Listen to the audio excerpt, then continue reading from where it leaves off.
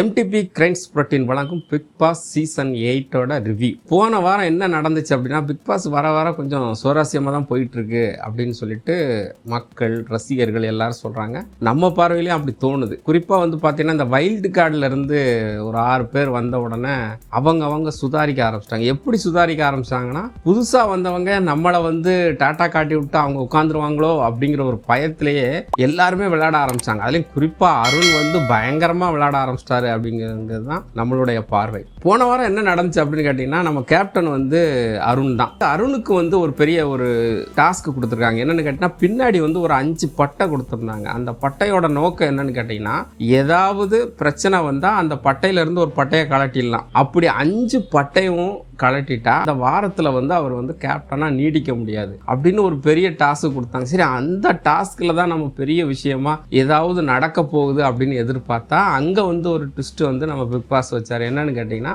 இன்னைக்கு வந்து school task. ஒரு டீச்சராக ஒரு 4 பேர்த்த வந்து செலக்ட் பண்ணாங்க. ஸ்டூடெண்ட்டாக ஒரு 6 பேர் வரைக்கும் மேலே வந்து செலக்ட் பண்ணாங்க. பிரின்சிபல் வந்து வர்ஷினி வந்து வந்தாங்க. விபி அருண்குமார். தமிழ் டீச்சர் வந்து பார்த்தீங்கன்னா மஞ்சரி கொடுத்துருந்தாங்க. அதே மாரல் டீச்சர் வந்து ஜாக்குலின் கொடுத்துருந்தாங்க.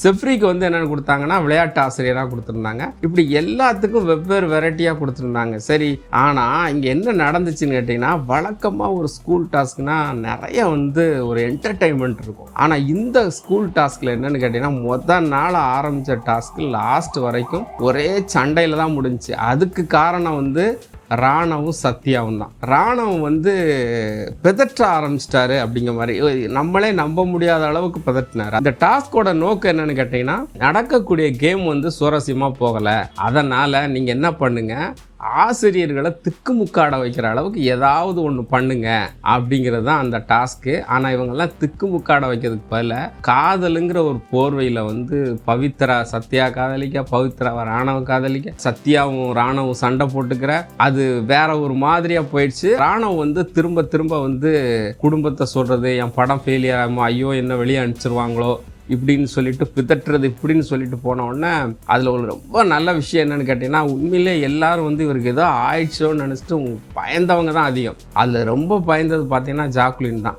என்னடா சொல்லிட்டா உனக்கு ஏதாச்சும் ஆயிடுச்சாடா, என்னடா சொல்லணும். அவர் நம்ம வேற ஒரு பாணியில் வந்து விளையாட்டை உச்சகத்துக்கு கொண்டு போயிட்டாருன்னு தான் சொல்லணும். இதை சொல்கிற விதத்துக்கு தான் நம்ம விஜய் வந்து சனிக்கிழமை வராரு. அவர் விசாரிக்கும் போது அந்த ஜாக்குலின் சொன்ன விஷயம்தான் அதிர்ச்சியாக இருந்தது. சார், இவனை பார்த்தா எனக்கு பயந்துருச்சு, சொல்லுடான்னு சொன்னா, ஆனால் இடையில ஒன்று சுடுதண்ணி வேணும்னு கேட்டான் பாருங்க சார். அதுதான் சார் என்னால் முடியலை. அந்த அளவுக்கு வந்து எங்களுக்கு ஒரு விதமான பதட்டத்தை கொடுத்து பயத்தை கொடுத்து அப்படி பண்ணிட்டாங்க அப்படிங்கிற மாதிரி சொன்னார். இதே ஸ்கூல் டாஸ்கில் வேற உங்களால் வேற கேரக்டரில் என்ன செஞ்சிருக்க முடியும் அப்படின்னு கேட்ட உடனே பவித்ரா தான் அழகா சொல்லிச்சு, சார் பிரின்சிபால் கேரக்டரை எனக்கு கொடுத்துருந்தா நான் வேற லெவலில் விளையாடிப்பேன் அப்படின்னா. சரிம்மா, எப்படி விளையாடிருப்ப சொல்லு அப்படின்ன உடனே அப்போ வந்து அருண்கிட்ட வந்து டயலாக்லாம் நிறைய சூப்பராக சொல்லுச்சு. அந்த உரையாடல் நல்லா இருந்துச்சு. இந்த உரையாடலுக்கு வந்து விஜய் சேதுபதி சொன்னாரு, பரவாயில்லையா இது நல்லா தான் இருக்க அப்படிங்கிற மாதிரி அது சொல்லிச்சு. ஆனால் முத்து தான் சூப்பராக சொன்னார், சார் நாங்கள் இப்படியெல்லாம் பண்ணணும்னு சொல்லிட்டு ஒரு கதையாக அழகாக ரெடி பண்ணி வச்சுருந்தேன் சார். அது எல்லாத்தையுமே போட்டு இந்த ராணவ் வந்து உடைச்சிட்டார் சார். 2 நாளையில் அதகலம் பண்ணி நாங்கள் வச்சுருந்த மொத்த டாஸ்க்கும் முடிஞ்சு போச்சு சார். எல்லாருமே என்னென்னா, இந்த மாதிரி சீக்ரெட் டாஸ்க்கை வந்து உடைக்கும் போது அந்த உறுப்பினர்கள் அதாவது கண்டஸ்டண்ட்டே சந்தோஷப்படும். ஓ அப்படி அதனால தான் அப்படி பண்ணீங்க. ஆனால் இங்கே யாருக்கும் எந்த சந்தோஷமும் கிடையாது, யாரும் ஃபீலே பண்ணலை. காரணம் என்னன்னு கேட்டிங்கன்னா, ராணவ் பண்ணது கொஞ்சம் அதித்துவமாக போயிடுச்சுன்னு தான் சொல்லணும்.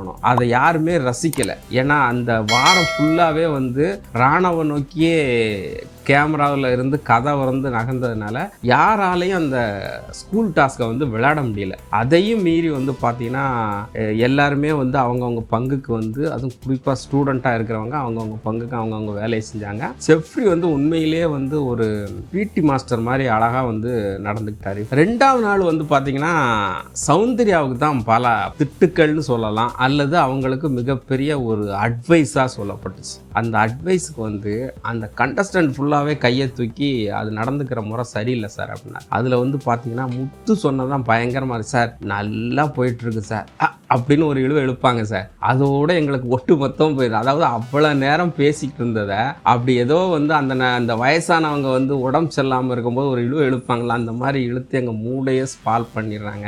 விஜய் சேதுபதிட்ட சொன்னார். ஆனால் விஜய் சேதுபதிட்ட சொன்னதுக்கு முன்னாடி முத்து சொன்ன விஷயம் எனக்கு வந்து நம்ம சௌந்தர்யாவை பார்த்து பயமாக இருக்குது. ஏன்னா ஒன்று நம்ம எதிரி யாருன்னு தெரிஞ்சால் அடிச்சு பாடுறா அப்படின்னு சொல்லிட்டு எதிரிக்கிட்ட விளையாடிடலாம். இவங்க வந்து இன்னைக்கு ஒரு மாதிரி நடந்துக்கிறாங்க, நாளைக்கு ஒரு மாதிரி நடந்துக்கிறாங்க, வேற மாதிரி விளையாட ஆரம்பிச்சிட்டாங்கடா. முதல்ல வந்து இவங்கெல்லாம் எதுக்கு, இவங்கெல்லாம் இங்கே இருந்து எதுக்குன்னு நினச்சவங்க இப்போ நமக்கு டஃப்புக்கு மேலே டஃப்பு கொடுத்து அவங்களுடைய விளையாட்டவே புரிஞ்சிக்க முடியல அப்படிங்கிற மாதிரி சவுண்டை பற்றி பயங்கரமாக முத்து சொன்னார். அது கவனிக்கத்தக்கிற விஷயம்தான். ஏன்னா முதல்ல உள்ள சௌந்தர்யாவுக்கும் இப்போ உள்ள சௌந்தர்யாவுக்கும் ரொம்ப ரொம்ப வித்தியாசம் இருக்குது. அருண் வந்து ஒரு விஷயம் சொன்னார். சார் இதுக்கு முன்னாடி இவங்க என்ன பண்ணுவாங்கன்னா சார், ஒரு விஷயத்தை எதிர்த்து பேசிகிட்டே இருப்பாங்க, அதுக்கப்புறம் நக்கலாக வந்துட்டு ஐயோ அப்படின்னு சிரிச்சுட்டு போவாங்க சார். அப்போ நமக்கு தெரியல, ஃபன்னுன்னு நினச்சிக்கிறோம் சார். இப்போ அந்த நக்கலாக சிரிக்கிறத விட்டுட்டு ஸ்ட்ரைட்டாகவே நம்மளை வந்து முகம் சுளிக்கிற வைக்கிற அளவுக்கு பண்ணுறாங்க சார். அப்படியே வந்து இரிட்டேட்டாக இருக்குது அப்படிங்கிற. அப்புறம் வந்து பார்த்தீங்கன்னா நம்ம ஜாக்குலின் சொல்லிச்சு,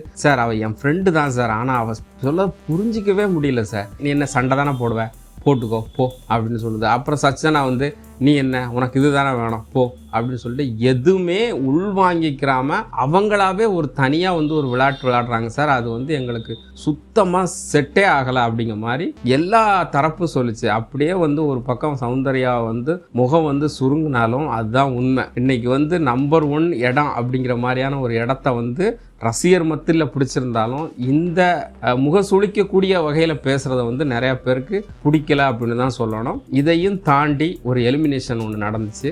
அது வந்து எல்லாருக்குமே வந்து விளையாடும் போது கூட இந்த பொண்ணு ஏன் இப்படி பேசுது, இந்த பொண்ணு வெளியே போனால் நல்லாயிருக்கும் அப்படிங்கிற மாதிரி நினச்ச ரசிகர் கூட அது வெளியேறும்போது அவ்வளோ தூரம் கவலைப்பட்டாங்க. அந்த கவலைக்கு காரணம் என்னன்னு கேட்டிங்கன்னா, அது வெளியேறும் போது ஒரு பாட்டு ஒன்று படித்தது, தலகோதும். அந்த பாட்டை வந்து படிச்சுட்டு அழ ஆரம்பிச்சிருச்சு.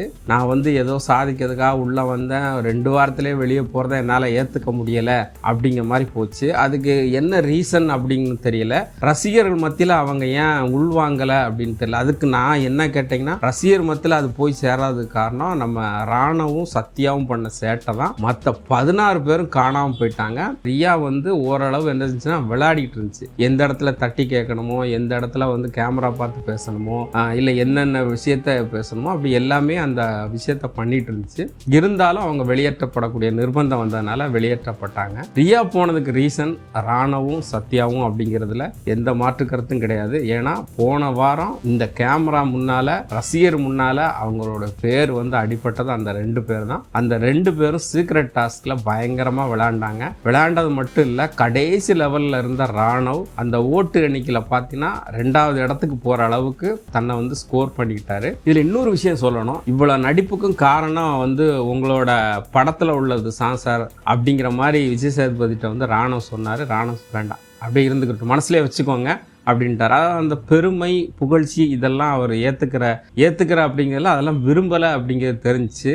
ஏன்னா இந்த மாதிரி விஷயத்த வந்து உள்வாங்கிக்கிட்டு அதுக்கு ஒரு கவுண்டர் கொடுத்துருந்தா அந்த நிகழ்ச்சி வேறு மாதிரி இருக்கும். ஆனால் அவர் அந்த எதுவும் படம் உங்களை மாதிரி தான் அப்படிங்கிறத வந்து அவர் என்னென்னா இது இந்த நிகழ்ச்சிக்காக நம்மளை புகழ்கிறாங்க அப்படிங்கிற மாதிரி அவர் நினச்சிக்கிட்டதுனால இந்த மாதிரி ஒவ்வொரு டாபிக் வரும்போது அவர் முடிஞ்ச அளவு என்ன 100% என்ன செஞ்சிடறாரு, அதை உள்வாங்காமலே தவிர்த்துட்டு போதும் அப்படிங்கிற மாதிரி சொல்லிடுறாரு. அது ஒரு வகையில் வரவேற்கத்தக்கது தான். அடுத்த வாரத்துக்கு என்ன பண்ணியிருக்காங்கன்னு கேட்டிங்கன்னா, வீட்டை மாற்றுறாங்க. ஜென்ஸ் இருக்கிறவங்க லேடிஸ் பக்கம் போகணும், லேடிஸ் இருக்கிறவங்க ஜென்ஸ் பக்கம் போகணும். அப்போ இனிமே என்ன மாதிரி நடக்கும் அப்படிங்கிறத உங்களோட நானும் என்ன செஞ்சுருக்கேன், அந்த விளையாட்டுக்காக காத்திருக்கேன். அதுவரை உங்களிடமிருந்து விடைபெறுவது மெல்லினம் தமிழ். நன்றி.